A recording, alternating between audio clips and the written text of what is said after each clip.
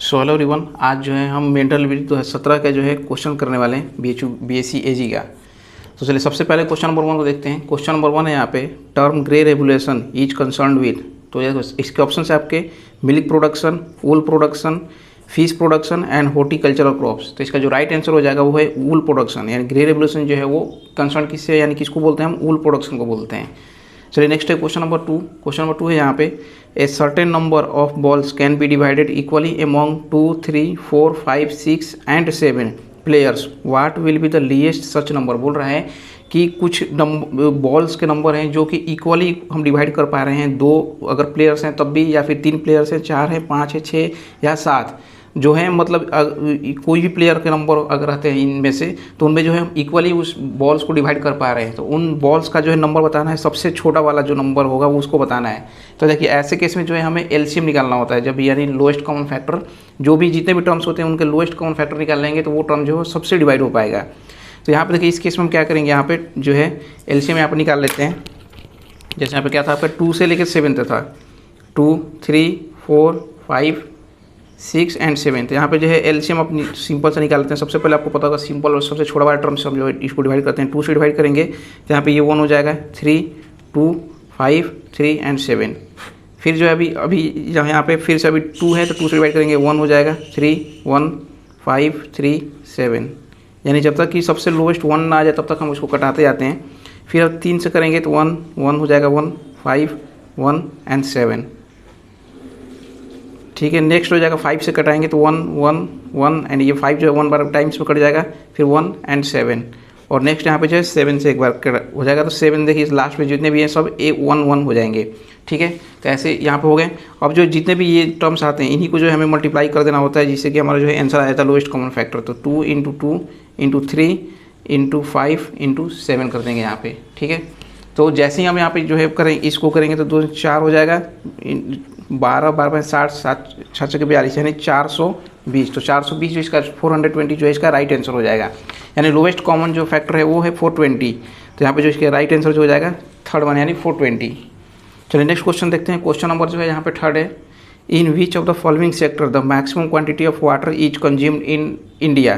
तो देखिए इसका जो ऑप्शन है आपके सामने, डोमेस्टिक वर्क है, एग्रीकल्चर है, इंडस्ट्री है एंड हाइड्रो इलेक्ट्रिक प्रोजेक्ट्स है। बोला जा रहा है यहाँ पे कि किस सेक्टर में जो है इंडिया के अंदर मैक्सिमम वाटर कंज्यूम होता है। तो देखिए एग्रीकल्चर के अंदर जो है सबसे ज़्यादा पानी जो है यूज होता है इंडिया में।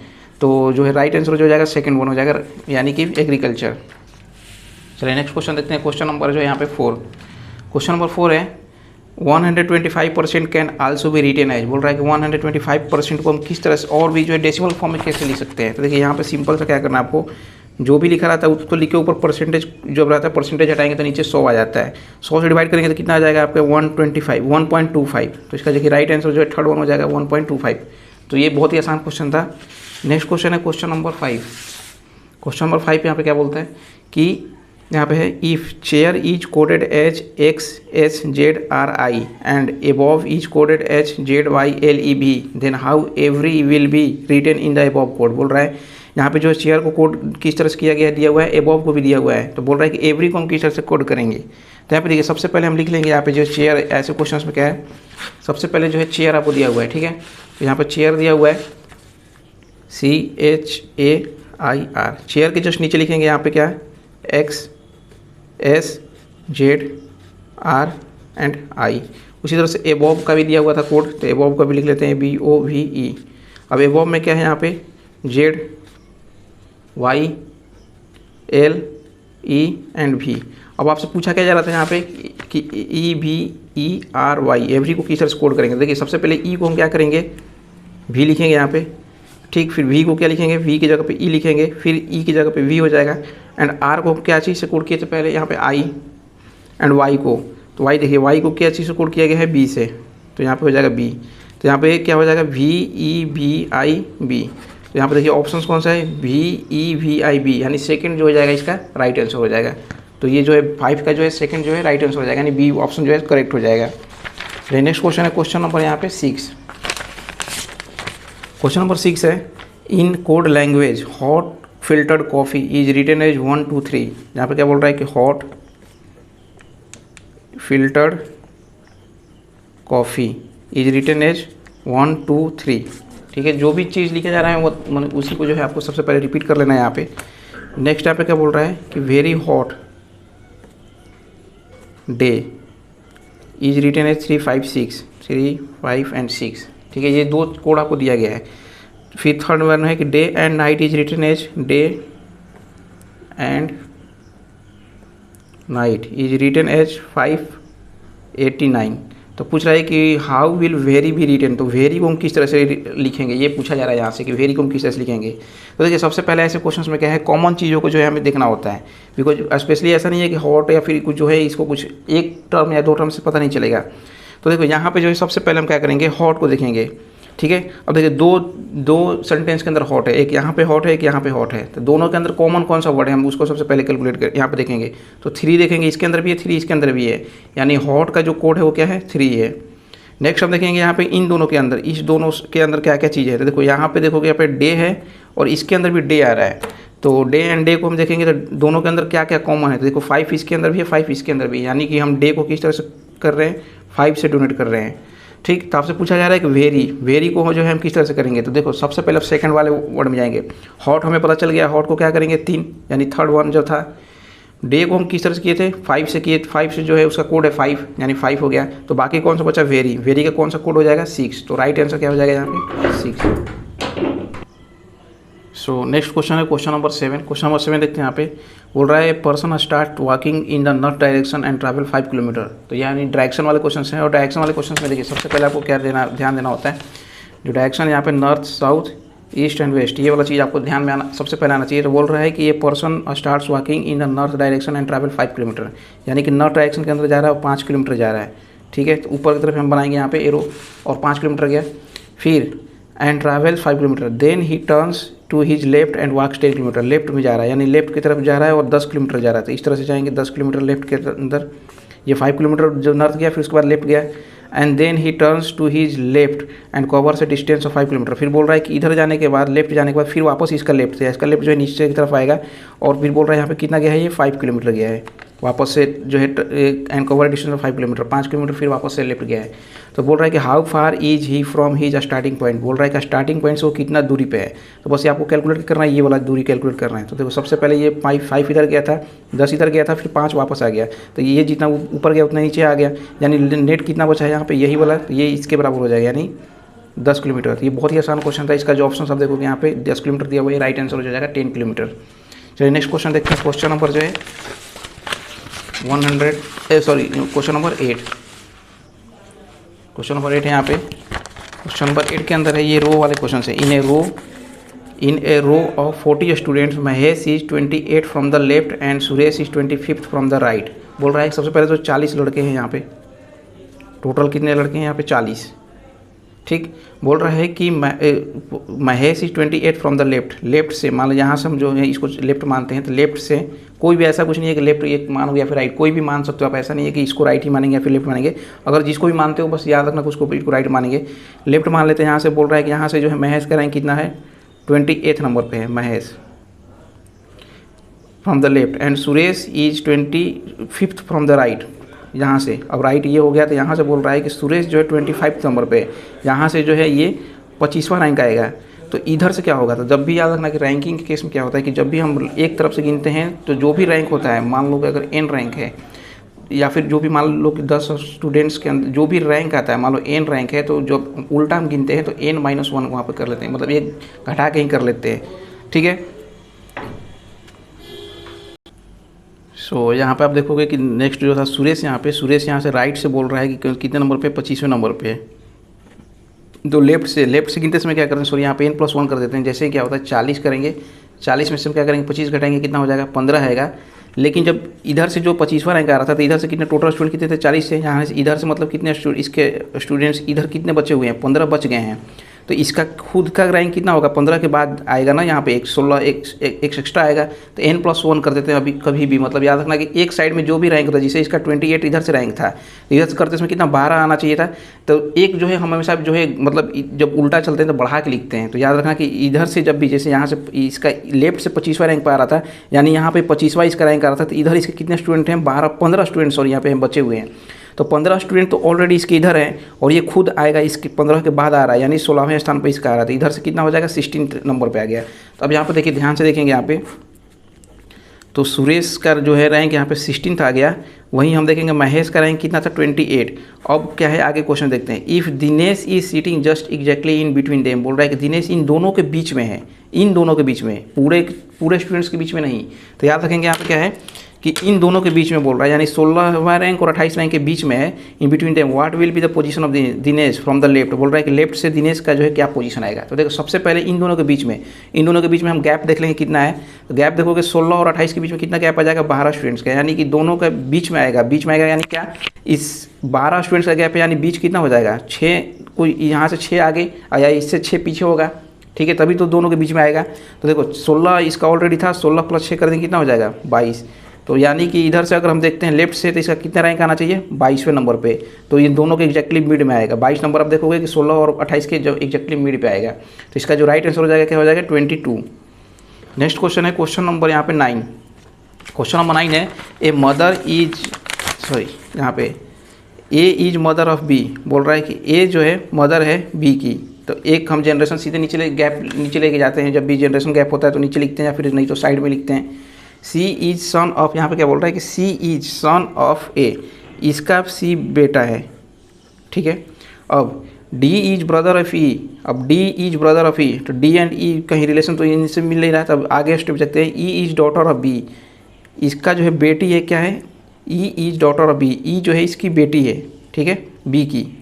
और यहाँ पे क्या था कि D is brother of E, D is brother of E का जो है भाई है डी, ठीक है। तो ये एक जनरेशन में आ गया था। अब पूछ रहा है कि who is the grandmother of E, इसका ग्रैंड मदर कौन है पूछ रहा है। तो ग्रैंड मदर देखो, अब देखो ग्रैंड मदर कहने का मतलब क्या है, कम से कम जो है एक दो जनरेशन जो ऊपर होने चाहिए। तो 2 जनरेशन में केवल यही एक आप मिल रहा है आपको। तो यहाँ पे जो है क्या राइट आंसर ऑटोमेटिक जो है क्या हो जाएगा, ग्रैंड मदर ए हो जाएगा।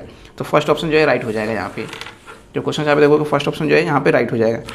नेक्स्ट क्वेश्चन है क्वेश्चन नंबर 10। क्वेश्चन नंबर 10 में क्या बोल रहा है कि pointing towards a man another man said, बोल रहा है कि किसी की तरफ पॉइंट करते हुए एक आदमी जो है पॉइंट करते हुए क्या बोल रहा है कि he is the son of my father, man यहाँ पे बोल रहा है कि he is the son of my father sister, ठीक है।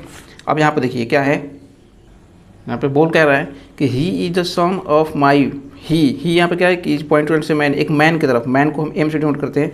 बोल रहा है कि ये कौन है, मेरे पापा का सिस्टर का जो है बेटा है, पापा। तो सबसे पहले तो यहाँ पे फादर लिखते हैं, फादर की सिस्टर, ठीक है, के बेटा है ये, ठीक है। एम जो मैन को जो है वो दिखा रहा है कि पॉइंटेड टुवर्ड्स ए मैन, एक मैन की तरफ। So said he is the son of my father, then what be the relationship between them, तो दोनों के बीच में रिलेशन क्या है। तो देखो ये आदमी जो है इसका पापा है, तो ये जो है जो अब खुद से बता रहा है ये एक है पॉइंट टुवर्ड्स, उसको हम जो ए मान लेते हैं। तो बोल रहा है कि इन दोनों के बीच में रिलेशन क्या है। तो अभी बताओ इन दोनों के बीच में रिलेशन क्या है। ये इसके जो है फादर है, ये फादर के सिस्टर का जो है वो मैन जिसको पॉइंट कर रहा है वो यहाँ पे एम है, वो बेटा है। तो यहाँ पे देखिए, यहाँ पे क्या है कि पूछ रहा है कि ए और एम के बीच में जो एक्चुअली रिलेशन क्या है। तो ए और एम के बीच में क्या रिलेशन हो जाएगा, ये फादर है, फादर के मतलब ये उसके फादर की बहन है, उनका बेटा है, और ये जो लड़का है। तो इन दोनों के बीच में क्या रिलेशन है। तो यहाँ पे देखिए दोनों क्या है, ब्रदर तो होंगे नहीं, तो यहाँ पे क्या है कजन है। तो राइट आंसर क्या हो जाएगा यहाँ पे चचेरा भाई यानी कजन हो जाएगा। नेक्स्ट क्वेश्चन है question number 11। Which of the following word will come fourth in the English dictionary, बोल रहा है कि चौथे नंबर पे कौन सा आएगा इंग्लिश डिक्शनरी के अंदर। तो देखो यहाँ पे इंग्लिश डिक्शनरी के मतलब क्या होता है कि आप देखोगे कि सबसे पहले जो है सबसे कम हम प्रीफरेंस ऑर्डर पे एक्चुअली जो है अल्फ़ाबेट के प्रीफरेंस पे जो चेक करते हैं। तो देखो सभी एफ है, तो एफ तो सब एफ आएगा, एफ तो यहाँ पे एफ को कंसिडर नहीं करेंगे। नेक्स्ट हम जाते हैं ए, इसके अंदर ओ है, इसके अंदर ए है, इसके अंदर ए है, सभी के अंदर जो है ए है, केवल इसको छोड़ के। तो ये जो है लास्ट ओ जो आ गया सबसे ज़्यादा नंबर पे ओ है। तो यहाँ पे जो है सबसे लास्ट में कौन सा आएगा, ओ आएगा, बिकॉज सबके अंदर ए है। तो ये तीनों ही जो है इससे पहले आएंगे डिक्शनरी में। तो ओ जो है मतलब यहाँ पे क्या होता है, क्या है कि डिक्शनरी के अंदर आप भी पढ़े होंगे कि सबसे पहले क्या होता है अल्फ़ाबेटिकल वर्ड में चलता है। ए आ गया, ए के बाद फिर बी आता है, तो यहाँ पे तो ओ आ गया। तो ये तीनों जो है तीनों ही पहले आ जाएंगे, ए आ रहा है इसकी वजह से, और ओ आएगा तो वो जो है लास्ट में आएगा। तो इसलिए फॉलो जो है सबसे लास्ट में आएगा। तो ऑप्शन जो है सेकंड हो जाएगा। नेक्स्ट क्वेश्चन है question number 12। In the following question if the given statement is true then among 3 conclusion which is correct, बोल रहा है कि स्टेटमेंट यहाँ पर दिया हुआ है और कंक्लूजन यहाँ पर दिया हुआ है, तो कौन सा सही है। तो यहाँ पे देखिए यहाँ पे क्या है, कंक्लूजन क्या है, यहाँ पे स्टेटमेंट क्या है कि एफ जो है बड़ा है टी से, या बड़ा है या फिर इक्वल जो है टी के। फिर टी जो है ग्रेटर है ई के, मतलब टी, एंड ई जो है ग्रेटर है आर के। तो देखिए यहाँ पे जो है ई जो है, टी जो है ई से बड़ा है और आर भी बड़ा है, यानी कि ई जो है टी एंड आर दोनों ही से छोटा है। तो देखिए स्टेटेड हम कंक्लूजन एक्चुअली देखते हैं, कंक्लूजन क्या दिया हुआ है, R is greater than T, तो आर जो है ग्रेटर होगा टी से। तो यहाँ देखिए यहाँ पे एग्जैक्टली कहीं ये नहीं लिखा गया है, कहीं नहीं दिया गया है कि जो है आर जो है बड़ा है। देखिए यहाँ पे भी देखेंगे ई से तो दोनों ही बड़े हैं, लेकिन ये हैं कहीं इस तरह से नहीं बताया गया कि आर जो है टी से, टी और आर के बीच में कहीं कंपेयर नहीं किया गया है। नेक्स्ट देखोगे ये, तो ये कंपेयर नहीं किया गया है। नेक्स्ट है कि आर इज इक्वल टू और ग्रेटर देन टी, यहाँ पे देखो कंपेयर ही नहीं है, तो हम ये भी दोनों इसको भी नहीं बोल सकते हैं कि आर जो है छोटा भी हो सकता है फिर बराबर हो सकता है। नेक्स्ट है कि एफ इज स्मॉलर देन ई, तो ये तो एकदम गलत है, बिकॉज देखिए यहाँ पे क्या है, यहाँ पे क्या है कि एफ जो है इक्वल है या फिर छोटा है टी के बराबर। इक्वल मतलब कहने का मतलब कि एफ जो टी के लगभग बराबर है, लेकिन टी जो है ऑलरेडी ई से बड़ा है, यानी कि टी बड़ा है, तो यहाँ पे एफ भी जो है ई, एफ और टी हमें लगभग जो है क्या हमें बराबर भी हो सकते हैं, तो यानी एफ भी जो है ई से बड़ा होगा। यहाँ पर बोल रहा है कि ई बड़ा है एफ से, तो यहाँ पे जो है ये तो स्टेटमेंट एकदम गलत होगा। थर्ड स्टेटमेंट जो है एकदम गलत है। तो यहाँ पे देखो यहाँ पे दो चीज़ें, ये दो स्टेटमेंट दो हैं, इन दोनों में से ही क्या है कि ये दोनों में से कोई भी एक पॉसिबल हो सकता है। आर जो है ग्रेटर भी हो सकता है टी से, या फिर जो है आर बराबर हो सकता है, या फिर छोटा हो सकता है टी से। कोई एक स्टेटमेंट सही हो सकता है इन दोनों के बीच में। तो यहाँ पे देखोगे ऑप्शन है कि पहला जो है सही है, तो पहला तो सही हो नहीं सकता है, बिकॉज और क्लियर कट हम नहीं बोल सकते हैं आर जो है ग्रेटर होगा टी से, तो ये गलत हो जाएगा। उसी तरह से यहाँ पे ओनली आइदर 1 और 2 इज 2, तो ये सही है कि या तो पहला सही होगा कि आर बड़ा है, या फिर आर छोटा है, या फिर बराबर है टी के। तो ये दोनों स्टेटमेंट में से कोई एक ही सही हो सकता है। यहाँ पे बोल रहा है कि ओनली आइदर 2 और 3, तो 3 तो गलत ही गलत है, तो ये स्टेटमेंट तो हो नहीं सकता है। यहाँ पे बोल रहा है कि ओनली 2 सही है, तो इसको भी हम पहले बताया था कि एग्जैक्टली हम ये नहीं बोल सकते कि 2 सही है या फिर एग्जैक्टली 1 सही है, यानी ये तीनों में से कोई एग्जैक्टली अगर बोला जाए कि पहला सही है या फिर दूसरा सही है फिर तीसरा सही है, तो एकदम हो ही नहीं सकता, क्योंकि इन दोनों में तो कंपेयर ही नहीं है। आर और टी के बीच में तो कोई कंपेयर ही नहीं किया गया है। तो मान सकते हैं कि यहाँ पे जो है या तो किसी एक को मान सकते हैं कि हो सकता है ये बड़ा हो जाए, या फिर ये बड़ा हो जाए, या फिर इसके बराबर हो जाए। तो इन दोनों में से कोई एक सही हो सकता है स्टेटमेंट, इसलिए यहाँ पे जो है सेकंड वन जो है राइट हो जाएगा। नेक्स्ट क्वेश्चन चलते हैं, क्वेश्चन नंबर जो है 13। क्वेश्चन नंबर 13 के अंदर क्या बोल रहा है, विच of the following word will come second in the English dictionary. Same उसी तरह से इंग्लिश डिक्शनरी के अंदर जो सेकंड नंबर पे कौन सा आएगा। तो देखो यहाँ पे जो है यहाँ पे क्या है, वही अल्फ़ाबेट वाला चीज़ हम चलेंगे, अल्फ़ाबेटिकल जो है वो चलेंगे। तो यहाँ पे देखिए सबसे पहले क्या है, यहाँ पे एम सबके अंदर है, तो हम एम को कंसीडर नहीं करेंगे। फिर दूसरा क्या है ए देखोगे आप सबके अंदर है, ए को भी हम कंसीडर नहीं करेंगे। फिर है जी, तो यहाँ पर देखो जी से ही फर्क पड़ने लगा है, जी यहाँ पे है, जी यहाँ पर भी है, और जी इसके अंदर नहीं है, और जी यहाँ पे भी है। तो जी और टी में कौन सा सबसे पहले आएगा, इस चीज़ को हम देखेंगे। टी जो है लास्ट में आता है, यानी कि ये तो कहीं हो ही नहीं सकता, ये जो है लास्ट में आएगा, यानी 4th नंबर पर आएगा। अब जी वाले में कंपेयर कर रहे थे, जब जी के बाद, अब तीनों के अंदर जी था, तो जी के हम आगे वाला स्टेप पे जाएंगे।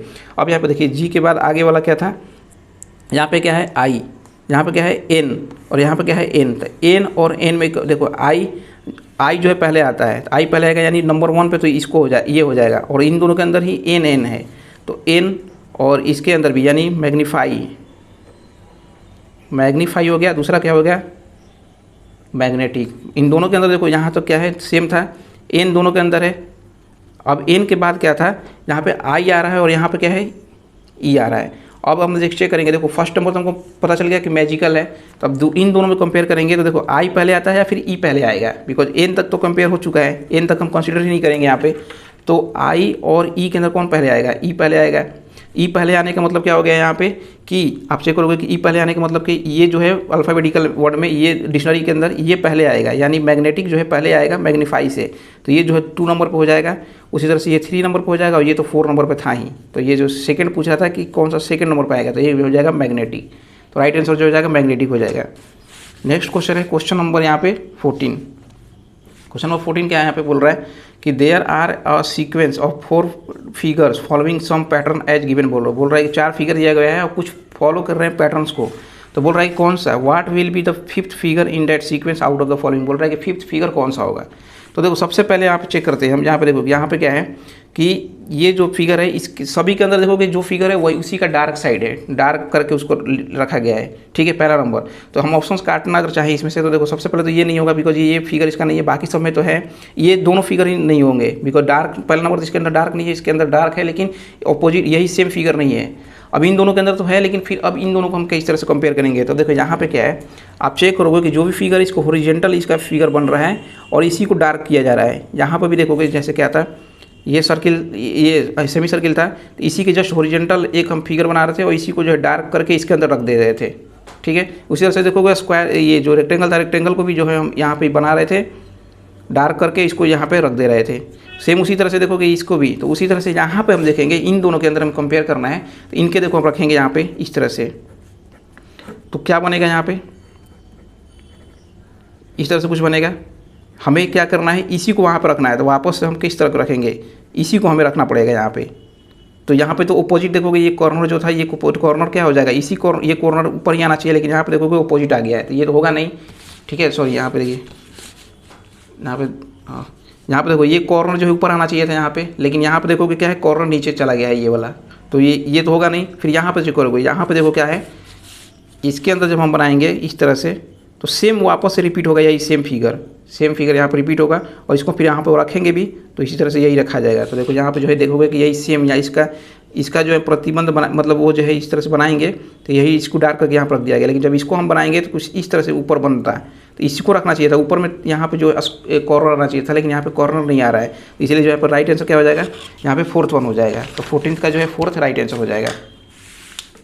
चलिए नेक्स्ट क्वेश्चन देखते हैं। क्वेश्चन नंबर जो है यहाँ पे 15, क्वेश्चन नंबर 15 है, हाँ क्वेश्चन नंबर 15 है, in which of the following animals the has teeth in its only one jaw. बोल रहा है कि कौन सा जो है कि जिसमें से केवल एक जॉ में जो है टीथ होता है। तो देखो इसका राइट आंसर क्या है, यहाँ पे जितने भी जो है हर्बीवोर्स एनिमल्स होते हैं जनरली, उनके अंदर जो है जनरली मैं बोल रहा हूँ, सभी के नहीं, लेकिन जनरली जो है पाया जाता है वो है काउज।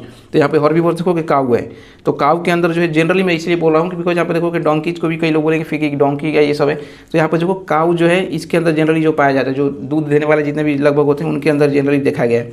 तो काऊ के अंदर जो होता है क्या है कि एक जॉ में ही केवल पाया जाता है, कौन से जॉ में, इंसीजर्स के अंदर, इंसीजर जो टीथ होता है उसमें जो है एक जॉ में ही केवल ओनली वन जॉ के अंदर जो है टीथ होता है। यहाँ पे राइट आंसर जो क्वेश्चन पूछा जा रहा था इसका जो क्या हो जाएगा, काऊ हो जाएगा।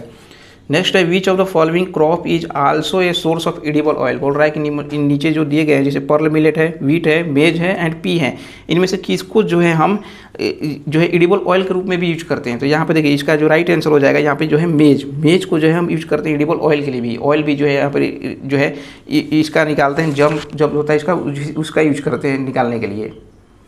नेक्स्ट क्वेश्चन नंबर जो है यहाँ पे, क्वेश्चन नंबर जो है यहाँ पे 17। तो क्वेश्चन नंबर 17 के अंदर क्या बोल रहा है, ACE is related to BDE, यानी कि यहाँ पे एक्चुअली जो कोडिंग वाला ही क्वेश्चन है, ACE is related to B, D and E, ठीक है।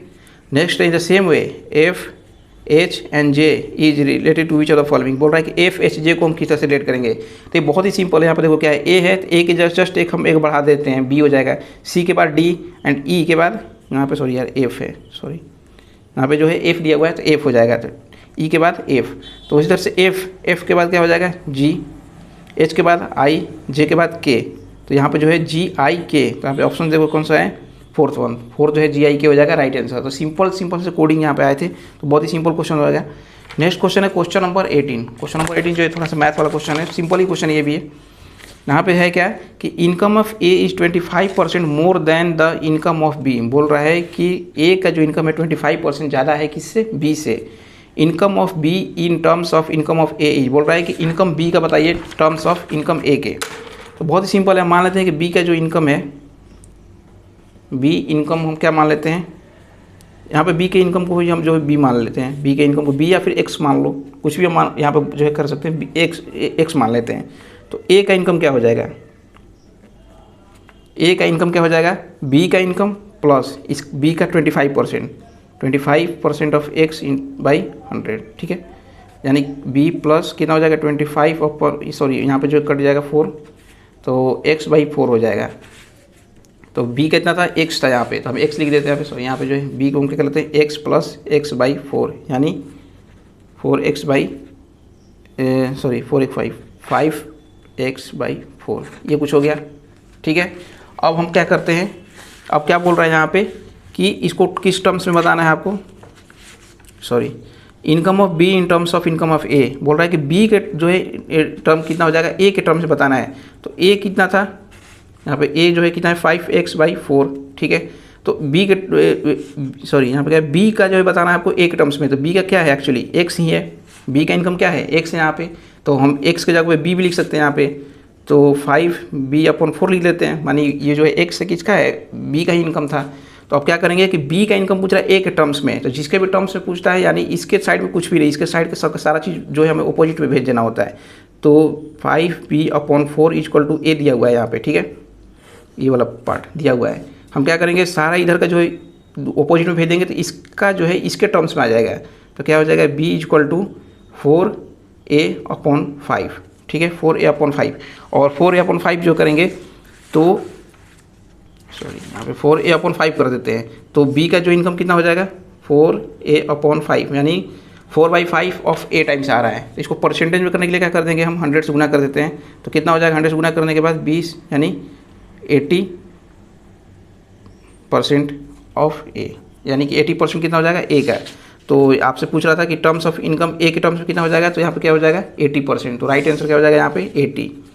नेक्स्ट क्वेश्चन है क्वेश्चन नंबर 19। क्वेश्चन नंबर 19 है if the radius of the base of a cylinder is half, बोल रहा है कि किसी सिलेंडर के रेडियस जो बेस के रेडियस जो है, जैसे सिलेंडर हो गया ये, इसका जो रेडियस होता है ये बेस का, इसका जो है हम जैसे पहले r था तो हम क्या कर दिए r/2 कर दिए, आधा कर दिए, कीपिंग द हाइट सेम, यानी हाइट सेम रहेगा, केवल रेडियस को हम जो है क्या कर दिए आधा कर दिए। मान लो जो पहले कुछ था अब इस तरह से कर दिए, आधा कर दिए इसको, ठीक है।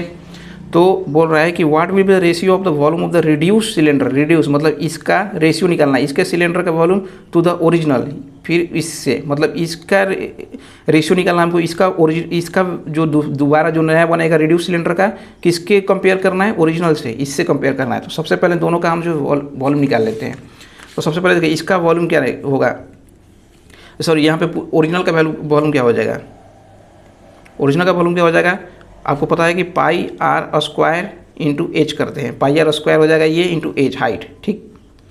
इसका क्या हो जाएगा न्यू जो था, न्यू वाला का क्या हो जाएगा, न्यू वाले का क्या हो जाएगा पाई, आर के जगह पर क्या लिखेंगे अब r/2 लिखेंगे, बिकॉज रेडियस चेंज हो गया, r/2 का स्क्वायर इंटू हाइट तो वही है सेम, तो ये हो जाएगा, तो कितना हो जाएगा πr²/4 हो जाएगा, ये जो है 2 का जो स्क्वायर करेंगे तो 4 हो जाएगा इंटू एच। आप यहाँ पर देखोगे क्या है ये πr² एच, यानी क्या है ये ओरिजिनल है, ऊपर वाला देखोगे इतना दूर जो था ओरिजिनल वाला ही था। तो यहाँ पे जो है ओरिजिनल जो लिख रहे थे ओरिजिनल वॉल्यूम OB से डिवाइड करते हैं, तो इसको भी हम क्या लिख सकते हैं OB/4 ओरिजिनल वॉल्यूम अपॉन 4, ठीक। अब रेशियो पूछ रहा था कि रेशियो निकालना है आपको, रेशियो में सबसे पहले किसको लिखना है रिड्यूस्ड वाले का, यानी कि न्यू वाले का लिखना है, न्यू या फिर हम इसको रिड्यूस्ड बोल सकते हैं, तो रिड्यूस्ड वाले का लिखना था। तो OB/4 यानी ओरिजिनल वॉल्यूम बाई 4 था, अपॉन ओरिजिनल वॉल्यूम लिखेंगे हम, क्योंकि नीचे में क्या है किससे कंपेयर करना है आपको, ओरिजिनल वॉल्यूम से कंपेयर करना है। आप देखोगे ओरिजिनल वॉल्यूम से कंपेयर करना है, तो ओरिजिनल वॉल्यूम लिखते हैं यहाँ पे OB, तो जो क्या हो जाएगा OB/4 इंटू OB, यानी OB से OB कट जाएगा, यानी 1/4, यानी कि 1:4। या फिर सिंपली आप जो है आप नहीं चाहते OB समझने में आपको प्रॉब्लम हो रहा है कि ओरिजिनल वॉल्यूम क्या कुछ, तो डायरेक्टली आप क्या करोगे, जैसा कि आपको क्वेश्चन बोला गया था, करना क्या है आपको रिड्यूस्ड वॉल्यूम लिखना है। रिड्यूस्ड वॉल्यूम कितना आया था, सबसे पहले क्या करना है रिड्यूस्ड वॉल्यूम को लिखना है, फिर ओरिजिनल वॉल्यूम को लिखना है। तो रिड्यूस्ड वॉल्यूम कितना आया था πr²/4 इंटू एच, यही आया था, अपॉन क्या करना है किससे ओरिजिनल से हमको ओरिजिनल वॉल्यूम लिखना है, ठीक है, πr² इंटू एच, यही है ओरिजिनल। πr² एच से πr² एच कट जाएगा, तो बचेगा क्या 1/4, तो यहाँ से भी देखोगे 1:4 आपका जो है राइट आंसर आ जाएगा, ठीक। अब चलिए नेक्स्ट देखते हैं यहाँ पे क्वेश्चन नंबर जो आपका क्वेश्चन नंबर है 20। क्वेश्चन नंबर 20 के अंदर पूछ रहा है कि find the missing number in the following series, missing number पूछ रहा है। तो यहाँ पे सबसे पहले क्या है, यहाँ पे जब सबसे पहले 5, 9, 17, 33 एंड 120 यानी सीरीज है। तो आप सीरीज के अंदर नोट कर रहे होगे कि हाँ पहले नंबर क्या है 5 2 जा 10, यानी दोगुना करने के बाद एक घटा देना है। 5 दूनी 10 में से घट गया 9, फिर 9 दूनी 18 में से घट गया 17, 17 दूनी 34 में से घट गया 33। तो उसी तरह से 33 का दुगुना करेंगे 66 आएगा, उसमें से कम कर देंगे तो क्या हो जाएगा 65। तो राइट आंसर क्या हो जाएगा 65। नेक्स्ट है question, in the figure circle represents shopkeeper, triangle represents customer and rectangle represents farmer, how many are all these three. बोल रहा है इन सभी में से देखो, सर्किल जो रिप्रेजेंट कर रहा है शॉपकीपर्स को, ट्राइंगल रिप्रेजेंट कर रहा है कस्टमर्स को, एंड रेक्टेंगल से रिप्रेजेंट कर रहा है फार्मर को। तो बोल रहा है कि इनमें से तीनों ही कौन से हैं, how many are all these three. तो ऑल दीज थ्री का मतलब जो है आप देखोगे ऐसे जब भी वेन डायग्राम होते हैं, इसको वेन डायग्राम बोला जाता है।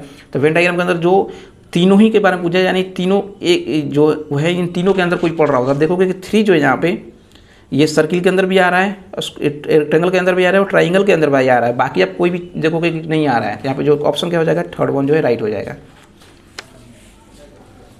यहाँ पे नेक्स्ट क्वेश्चन है क्वेश्चन नंबर 22।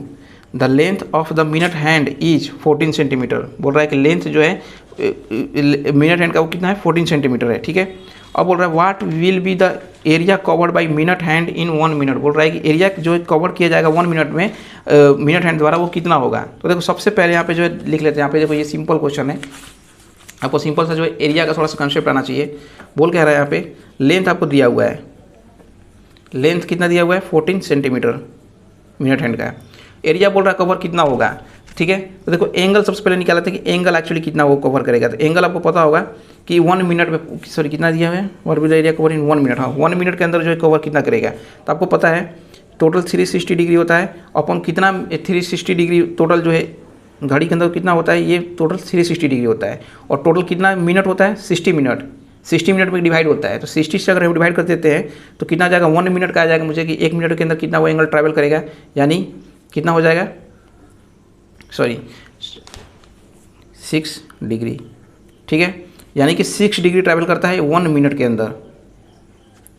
1 मिनट के अंदर 6 डिग्री जो है ये ट्रैवल करता है। तो आप पूछ रहा है कि एरिया कितना कवर करेगा। तो देखिए एरिया का सिंपल सा फॉर्मूला होता है, एरिया क्या होता है पाई आर स्क्वायर। ठीक है, जनरली हम क्या यूज करेंगे पाई आर स्क्वायर, लेकिन इस केस में क्या है पाई आर स्क्वायर करेंगे प्लस में जो है एंगल एक्चुअली, क्योंकि ये पाई आर स्क्वायर जो है किसके लिए होता है, 360 डिग्री के लिए होता है। हमें कितना के लिए निकालना है, 60 डिग्री के लिए केवल 6 डिग्री के लिए केवल निकालना है। तो ये जो है 360 के लिए है। तो पाई आर स्क्वायर जो मेरा आ रहा है यहाँ पे एरिया, ये 360 के लिए। तो पहले तो हम क्या करेंगे 1 डिग्री के लिए निकालेंगे। 1 डिग्री के लिए आपको पता होगा क्या करते हैं, 360 से डिवाइड कर देंगे, बिकॉज 360 के लिए इतना है तो 1 के लिए जो है टोटल से डिवाइड कर देते हैं। अब जो आपको 1 के लिए 6 के लिए निकालना है, तो 6 डिग्री, बिकॉज 1 मिनट के अंदर कितना ट्रैवल कर रहा है वो 6 डिग्री ट्रैवल कर रहा है। तो 6 के लिए निकाल लेंगे। तो यहाँ से क्या हो जाएगा, अब यहाँ पे जो क्या करते हैं पाई आर स्क्वायर है, पाई 22/7 इंटू आर कितना है यहाँ पे 14 इंटू 14 जो है सेंटीमीटर, और फिर यहाँ पे जो है 6/360 ये वाला लिख लेंगे दोनों। ठीक है, अब यहाँ पे क्या है ये 2 बार में कट जाएगा, और ये जो है यहाँ पे एक्चुअली जो ये कट रहा था 60 बार में कट रहा था। ठीक है, अब जो है यहाँ पे देखिए 60 हो गया, ये कितना हो जाएगा 30 और ये 14, तो यहाँ पे हो गया ये फिर 11 और ये हो जाएगा 15, तो यहाँ पे कितना हो जाएगा 70। तो यहाँ पे हो गया ये 15 और चूँकि सॉरी यहाँ पे जो है ये 22 हो जाएगा, बिकॉज यहाँ से कट गया 7 बार में जो है ये इस 60 का 30 का 15 हो गया यहाँ पे 7 से। तो यहाँ पे हो जाएगा, इन दोनों को मल्टीप्लाई कर देते हैं, 7 में 14, 7 14 1 15, 154 और नीचे में कितना हो जाएगा 15, यानी कि 154/15। तो यहाँ पे ऑप्शन देखेंगे, एक्चुअली जो है ऑप्शन इस फॉर्म में नहीं है, तो इसको जो है और शॉर्ट में करेंगे। तो शॉर्ट में करने के बाद कितना हो जाएगा 50 हो जाएगा यहाँ पे 10 और बचेगा 4/15। तो 10 4/15 यानी 10 4/15 जो है थर्ड ऑप्शन जो है इसका राइट हो जाएगा कि 10 4/15 जो है यहाँ पे सेंटीमीटर स्क्वायर जो है राइट आंसर हो जाएगा। तो ये जो है एरिया जो है ये 1 मिनट के अंदर बनेगा। नेक्स्ट क्वेश्चन चलते हैं, क्वेश्चन नंबर जो है 23। यहाँ पे बोल रहा है if I is called hand, I मतलब आँख को जो हम हैंड बोलते हैं, hand is called mouth, mouth is called ear, ear is called nose and nose is called tongue, with the which of the following would a person hear. बोल रहा है कि आँख को जो है हम हाथ बोलते हैं, हाथ को माउथ मुंह बोलते हैं, मुंह को जो है कान बोलते हैं और कान को जो है हम नोज बोल रहे हैं एंड नोज को टंग बोल रहे हैं। तो किसके मदद से जो है कोई पर्सन सुनेगा। तो देखो सुनने के लिए क्या चाहिए हमें, सुनने के लिए क्या चाहिए ईयर, और ईयर को हम क्या बोलते हैं यहाँ पे देखिए ईयर इज कॉल्ड नोज, यानी ईयर को हम क्या बोलते हैं नोज। तो इसका राइट आंसर क्या हो जाएगा थर्ड वन यानी नोज। नेक्स्ट क्वेश्चन है क्वेश्चन नंबर 24। क्वेश्चन नंबर 24 है for showing of which of the following crop it's a stem is generally not use. बोल रहा है कि स्टेम हम किसका यूज नहीं करते हैं। ऑप्शन है potato, sugar cane, onion and ginger. देखिए इसके अंदर जो है जिंजर राइट आंसर हो जाएगा, बिकॉज देखो जिंजर का हम क्या, जिंजर के केस में क्या करते हैं, जिंजर एक राइजोम होता है, ठीक है, और वहाँ पे जो है रूट हम यूज करते हैं, यहाँ पे जो है रूट का यूज करते हैं, roots are use to grow, ठीक है। तो रूट से ही न्यू प्लांट आते हैं, बाकी सब के केस में ऐसा नहीं है, लेकिन यहाँ पे जो है यहाँ पे रूट यूज करते हैं। तो यहाँ पे जो स्टेम जनरली नॉट यूज क्या मतलब यूज जिसमें कि स्टेम हम जनरली यूज नहीं करते हैं, तो राइट आंसर क्या हो जाएगा जिंजर। नेक्स्ट क्वेश्चन है question number 25। On the basis of Saka Samvat Panchang the third month of the year is. Third month जो है एक्चुअली हिंदी में कैलेंडर के माध्यम से पूछ रहा है कौन सा होगा। तो देखिए यहाँ पे जो है आपका हिंदी माध्यम से जो थर्ड नंबर पे आता है वो है ज्येष्ठ होता है। तो जो राइट आंसर हो जाएगा फोर्थ वन हो जाएगा। तो आई होप कि ये सारे क्वेश्चन जो थे 25 क्वेश्चन जो थे मेंटल एबिलिटी के 2017 के थे। आई होप किसी भी क्वेश्चन पर आपको कोई डाउट नहीं होगा। फिर भी अगर डाउट है तो आप जो है कमेंट में जरूर पूछ लीजिएगा। चलिए मिलते हैं नेक्स्ट वीडियो में जो है एक नए टॉपिक के साथ। अभी के लिए धन्यवाद।